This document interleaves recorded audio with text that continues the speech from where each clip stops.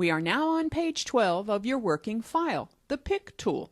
Well, of course, the Pick tool, in very many ways, is the most important tool because you use it to select things, move things, choose tools, etc. So whenever you see the arrow, you have what we call the Pick tool. I have mentioned this before, but I will highlight it again. When you select an alternate tool and then tap the spacebar, it automatically goes back to the Pick tool. So no matter what tool, you have to tap the spacebar and automatically it will go back to the Pick tool. Now the main reason I have created a lesson about the Pick tool is there's a couple of unique features about it. A lot of people don't understand how these really affect the way you work. Here they are. The Pick tool selects objects. How do you do that? Simply click an object. Well, this is what we would call an ellipse that has a black outline and green fill. I can click anywhere on that to select the ellipse, as you can see. Here I have a rectangle with curved corners. Well, round the corners if you like, and it's see-through. It has no color. It's sitting on top of the circle with the ellipse. If I click, do you notice how the object becomes selected? Now, I guess it's a psychological thing, but for me, because it has no fill and is see-through, I don't expect it to become selected when I click inside, because I don't feel I am clicking on anything. I should be clicking through it. So here's the thing. If you hover right alongside on the outer object, right on the outlining click, you will notice I missed it. I will do it again. Missed it again, but there we go. I got it, right? So if you hover on the right spot, you can actually click through the object and select something that's behind. Personally, I really don't like that.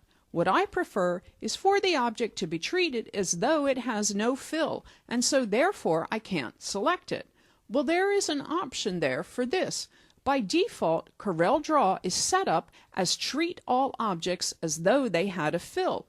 We can't change this. If you simply right-click on the Pick tool, go to Customize, come down to Toolbox, Toolbar, right down the bottom to Properties, we will bring up the Options dialog box, and there are lots of options, and here we will talk about at another time, but we need to come to the toolbox. Now click the plus, come down and look for the Pick tool. There it is right there, the Pick tool. So if I clicked on that, all of the options for the Pick tool are right here. See, this is turned on. Treat all objects as filled. Well, if I turned that off and click OK, now I'm clicking, keep on clicking, and nothing's happening. And I can easily select the object that has the fill. But if I click here, nothing happens. To select, I have got to click on the outline, and I personally far prefer that. One more thing, Control-J brings up the same options dialog box. In fact, it's a lot easier, really, isn't it? So Control-J brings up the option dialog box. Some people like to have the Pick tool look like a crosshair. Instead, I will show this to you. So click that, click OK, and now you have a crosshair. Select your object, move your object around, and of course the crosshair. I guess it will allow you to do a lot of aligning.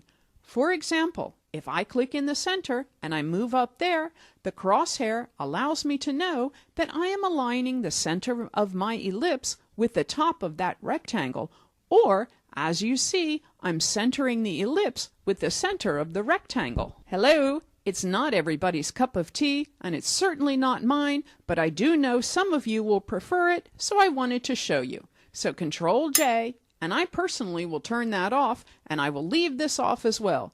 But it's up to you what you prefer. Let's move on.